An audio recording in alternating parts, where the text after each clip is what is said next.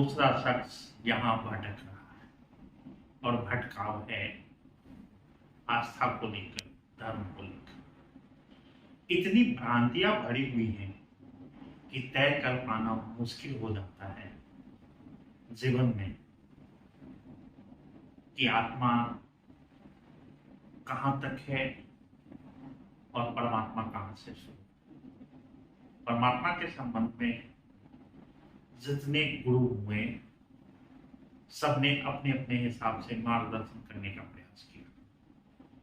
मैं खुद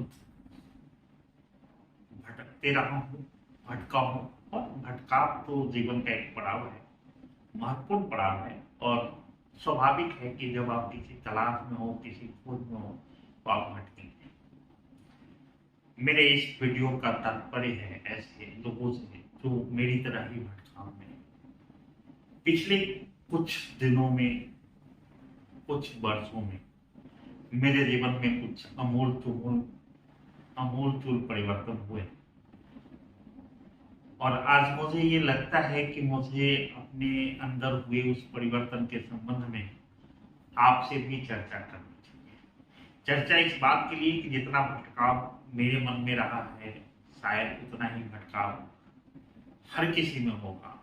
और मैं जितना भटका हूं, उतना भटके बिना भी किसी को राह मिल जाए और एक अच्छी और सच्ची राह मिले, तो शायद मेरे भटकने का कुछ तो सार्थक परिणाम। आत्मा का परम रूप परमात्मा है। परमात्मा मतलब परम आत्मा। जहां आपकी बुद्धि समाप्त होती है, परमात्मा का अस्तित्व वहीं से प्रारंभ हो जाता है। ये जो गुरु लोग कहते हैं कि परमात्मा हिमालय पे है, चांद पे है, मंदिर में है, मस्जिद में है, गुरुद्वारे में है, चर्च में है, मैं ये नहीं कहता कि वो गलत कहते, क्योंकि परमात्मा तो कण-कण में है, वहां भी है और यहाँ। मंदिर हो, मस्जिद हो, चर्च हो या गिरगिट,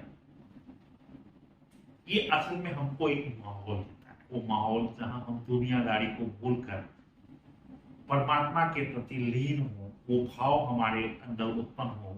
इस भाव के लिए हमारा मंदिर, मस्जिद, गिरजाघर, चर्च जाना आवश्यक है। धर्मों के, प्रत्येक धर्म के धर्म गुरुओं के हिसाब से धर्म की परिभाषा, परमात्मा की परिभाषा चाहे भिन्न हो, लेकिन यह तय है कि एक शक्ति है, एक प्राकृतिक शक्ति है, एक ऐसी शक्ति जिसने प्रकृति का न केवल सृजन किया, बल्कि प्रकृति कैसे रिलेटिव हो, कैसे एक से दूसरा जुड़ा हुआ है और कैसे ऑटो पायलट मोड पे चल रहा है, और इसका कोई निर्धारण करता है तो वो शक्ति ही पर है। जब आपकी आत्मा शुद्ध हो, जब आपके अंदर स्व का भाव समाप्त हो, मैं का अहम झूठा अहंकार समाप्त हो, तो परमात्मा वहीं से आपके अंदर दिखना और निखरना प्रारंभ हो जाता है। जब तक आप में हम में कर्ता भाव होता है, तब तक परमात्मा का अभाव होता है तो अंदर ही, लेकिन वो रह के भी नहीं है, क्योंकि जहां आप हैं वहां परमात्मा हो ही नहीं सकता। जहां हमें लगता है कि जो भी हो रहा है मैं कर रहा हूं, तब तक परमात्मा की जरूरत क्या है। तो परमात्मा का भाव तभी उत्पन्न होगा जब हमारे अंदर से, आपके अंदर से मैं भाव समाप्त हो। मैं भाव से तात्पर्य है कि हम कहते हैं कि मैंने गुस्सा किया। गुस्सा किया जा सकता है। मैं आपके समक्ष किसी को लाके रख दूं तो क्या आप उस पर गुस्सा कर पाएंगे? शायद नहीं कर पाएंगे, क्योंकि करना गुस्सा आपके बस में है ही नहीं। गुस्सा तो आता है, एक प्राकृतिक एक स्वभाव है जो आता है, वो आप कर नहीं सकते। जैसे हम कहते हैं मैंने प्रेम किया, आप प्रेम कर ही नहीं सकते। मैं किसी को लाके रखूं आपके समक्ष, आप उससे प्रेम कर पाएंगे क्या? शायद नहीं कर पाएंगे। प्रेम होता है, किया नहीं जाता। अब मेरा जन्मदिन, अरे मेरी सहमति ली गई थी, मुझसे पूछा गया था कि मैं जन्म लूं कि नहीं लूं, किस घर में लूं, किस परिवार में लूं, किस क्षेत्र में लूं, तो फिर मेरा कैसे? मैं पैदा नहीं हुआ हूं, मेरे जन्मदिन में मेरा कोई योगदान नहीं है और ना ही मेरे मरने में मेरा कोई योगदान होगा और ना ही उसका मैं निर्धारक हो सकता हूँ, ना ही मेरी सहमति ली गई है और ना ही मेरी सहमति ली जाएगी। जिस दिन मुकर्रर होगा चले जाना है, जिस दिन मुकर्रर था हम आ गए, मतलब मेरे आने में और मेरे जाने कहीं भी मैं नहीं, मेरा नाम तक अपना नहीं है। किसी को समझ में आया तो उसने संजय रख दिया, किसी को समझ में आया संजय रख दिया, किसी को हमें समझ में आया हमने संजय संगत सिंह कर दिया। ये मैं उम्र के 42वें साल में चल रहा हूँ और इतने भटकाव के बाद मुझे समझ में आया कि मैं अब तक जो जिया वो शायद जीना नहीं था, वो शायद जीवन का सार्थक जीना नहीं था। जीवन का सार्थक जीने का मतलब है कि जीवन एक प्रकृति, एक रंगमंच है और हम सब कलाकार। हम एक अभिनय कर रहे हैं, अभिनय एक कर रहे हैं, भूख लग रही है तो खा लिया, हंसने का मन हुआ हंस लिया, गाने का मन हुआ गा लिया। जीवन में रहना है, धरती पे रहना है, कुछ ना कुछ करना है, क्योंकि एक चीज दूसरे चीज से जुड़ी हुई है। आप कुछ काम करेंगे तो कुछ पैसा आएगा, कुछ पैसा आएगा तो कुछ पैसे से कुछ ऐसा कर देंगे, कुछ ऐसा हासिल करेंगे जिससे आपका जीवन ठीक ठाक चल जाए। तो चीजें एक दूसरे से जुड़ी हुई है। एक आदमी खूब धार्मिक होगा, सुबह से शाम तक सत्संग करेगा, या तो उसे भिक्षा मांगनी होगी या वो भूख से तरफ के मर जाए। क्योंकि जो सत्संग वो कर रहा है, जो वो धार्मिक है, उससे उसकी आत्मा तृप्त हो रही, उसकी आत्मा शुद्ध हो रही है। लेकिन शरीर को जिन ऊर्जा की जरूरत है और ऊर्जा के लिए जिस भोजन की जरूरत है, वो भोजन तो पैसे से ही आएगा या फिर उपजाने से। आप या तो किसान हो सकते हैं, या नौकरी पेशा हो सकते हैं, या व्यवसायी हो सकते हैं। ये आपके आत्मा की आवश्यकता है आपका धार्मिक होना, लेकिन आपके शरीर की आवश्यकता है आपका काम। और जो लोग कहते हैं कि शरीर मेरा नहीं है या मैं आत्मा हूं, शरीर का नहीं हूं, ये सही है, लेकिन ये भी सही है कि शरीर एक ऐसा माध्यम है जिस माध्यम से आप परमात्मा को प्राप्त कर सकते हैं, या फिर आप दुरात्मा को प्राप्त कर सकते हैं। राम भी इधर ही है, रावण भी इधर ही है।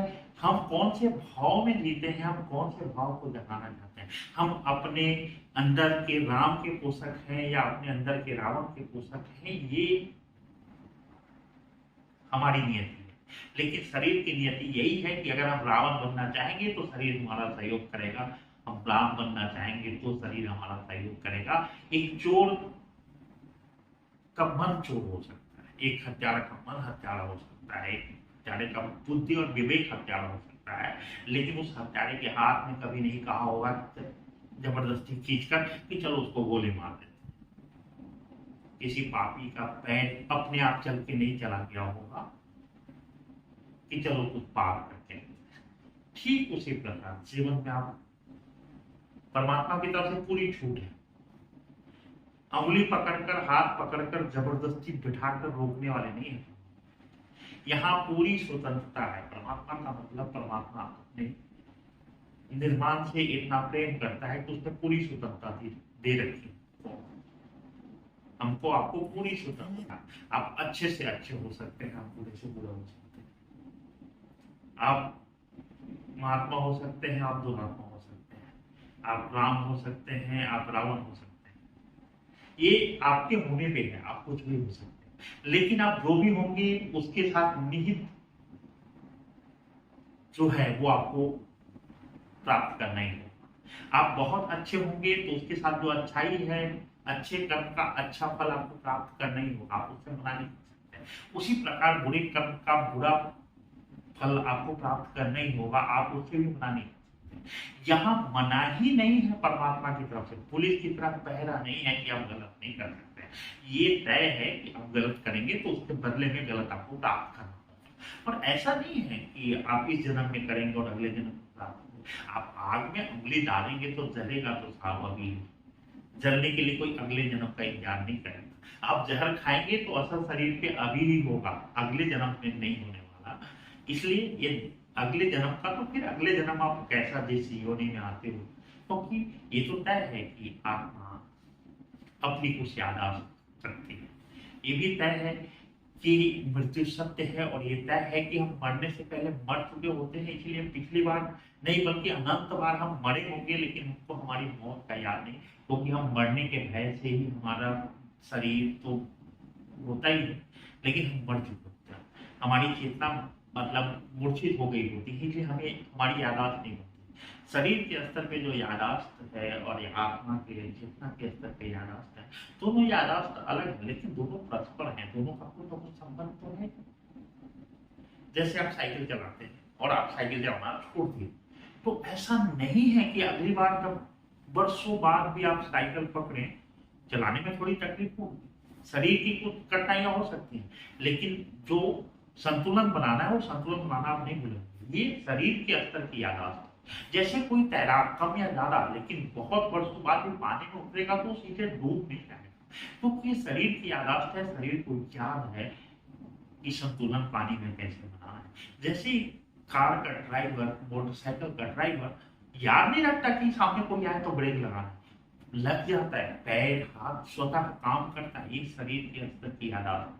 तो ये शरीर के स्तर की यादाश्त तो शरीर के साथ चले जाएगा, लेकिन चेतना के स्तर का यादाश्त, जैसे आप गहरी नींद में हैं और आपने कभी देखा, सुबह एहसास किया कि सपना आया, आप रोज सपना देखते हैं, बस उस समय आपका मन और आपका बुद्धि दोनों सो रहा होता है, इसलिए आपको पता नहीं चलता, आप गहरी नींद में होते हैं। लेकिन जब नींद में उथल पथल होता है तो उस यादाश्त शरीर के स्तर पे बन जाता है। जैसे आप सुबह फिर देखते हैं कि नहीं मैंने तो रात को ये सपना देखा, लेकिन ऐसा नहीं है। और कहते हैं कि जितनी गहरी नींद में एक नींद का एक ऐसा स्तर भी आता है कि जब आपका साक्षात्कार, जब आप और परमात्मा सामने बैठे होते हैं, रोज आपकी मुलाकात आपके परमात्मा से होती है और आप ही के अंदर होती है, क्योंकि शरीर सो रहा होता है, मन सो रहा होता है, बुद्धि और विवेक सो जाता है, लेकिन चेतना सोती नहीं है। जो चेतना मरती नहीं है वो चेतना सो कैसे सकती है। और मौत ही मौत नहीं है, हमारी नींद भी आधी मौत है, रोज मरते हैं। नींद क्या है? नींद से पहले तक की यादाश्त है आपकी, आपने जहां से छोड़ा जगते ही फिर वहीं से शुरू हो गए, लेकिन बीच की कोई यादाश्त नहीं बनी आपकी, ये मौत ही तो है। इसी दिन अगर नींद में आप सांस लेना भूल गए तो फिर सांस जो बाहर गई वो तो अंदर आएगी। इसलिए हम रोज एक आधी मौत मरते हैं नींद के रूप में, और यह मौत उस वास्तविक मौत के जैसा ही है। जैसे हम नींद में मरने के बाद भी हमारी चेतना होती है, ठीक उसी प्रकार जीवन में मरने के बाद भी हमारी चेतना होती है। ये अलग बात है कि जब हम नींद में डूबने लगते हैं या डूबते हैं उस पल तक का हमको याद होता है, लेकिन जब हम उठते हैं उस पल से पहले की पूरी कहानी हमारी इरेज हो गई है, यादाश्त ही नहीं बनती। लेकिन ये तो तय है ना कि जब आप नींद मरते हैं, मतलब छोटी मौत मरते हैं, नींद में गहरे जाते हैं, उससे पहले आपका शरीर थका रहता है। सुबह जब आप उठते हैं तो शरीर तरोताजा रहता है। क्या तात्पर्य है? आप जीवन में मरते हैं तो शरीर थक चुका होता है, और जब आप अगली बार पैदा लेते हैं तो शरीर ताजा रहता है। बस एक समझ सकते हैं जीवन के उस मौत की एक छोटी झलक है जो हम हर 24 घंटे के भीतर देखते हैं, हर 12 घंटे बाद देखते हैं। नींद के नींद अपने आप में कोई छोटा रहस्य नहीं है। इस धरती के परमात्मा अगर बहुत बड़ा रहस्य है तो नींद भी बहुत बड़ा रहस्य है, और नींद उससे छोटा रहस्य नहीं है। नींद के संबंध में हम लोग विस्तृत बातचीत आगे करेंगे। मैं कोई ज्ञानी नहीं हूँ, मैं कोई ज्ञाता नहीं हूँ, मैंने कोई चीज किताबों से पढ़ा नहीं है, मैंने ग्रंथों को पढ़ा नहीं है। बस मेरे जीवन के भटकाव, जो मैंने भटका, जो मैंने पाया, जो मुझे प्राप्त हुआ, मेरा जीवन जिस तरीके से बदला, मेरे से ज्यादा बेचैन आत्मा आपको दिखता नहीं कभी। और आज मुझे लगता है कि मैं धीरे धीरे धीरे धीरे धीरे धीरे शांत हो गया, और ये शांत होना ही शायद मेरे जीवन को सुखद बना रहा है। मुझे जो ज्ञान प्राप्त हुए हैं इस छोटी मौत के रूप में, मतलब नींद में, क्योंकि नींद में आपकी चेतना यात्रा करती है। शरीर यहाँ स्थूल रहता है, मन स्थूल रहता है, बुद्धि स्थूल रहता है, लेकिन चेतना यात्रा करती है। वो अलग बात है कि हमारी यादाश्त नहीं बनती, लेकिन अगर आप ध्यान में जा पाते हैं, अगर आप ध्यान करते हैं, अगर आप ध्यान में प्रवेश पाते हैं, अगर आपने एक क्षण भी कभी ध्यान में प्रवेश पाया है, तो एक पल ऐसा भी आएगा कि उस नींद की, गहरी नींद की जब चेतना यात्राओं पे होगी, जब परमात्मा से आपके साथ साक्षात्कार हो रहे होंगे, कुछ चीजें, कुछ ज्ञान, कुछ बातें आप में प्रवेश कर रहे हैं। शायद ऐसा कुछ हुआ हो तो नहीं कह सकते। बाकी मेरा जिस तरीके से, मतलब मेरा लगाव, मेरी सोच, मैं आस्तिक हूँ, मैं धार्मिक हूँ, लेकिन मैं धार्मिक होने में विश्वास रखता हूँ, धार्मिक दिखने में विश्वास नहीं रखता। मेरी जो दाढ़ी आपको दिख रही होगी, ये भी धार्मिक नहीं है, एक पुल निर्माण के लिए संकल्प की जो दाढ़ी है, जो पिछले 5 वर्षों से बढ़ रही है।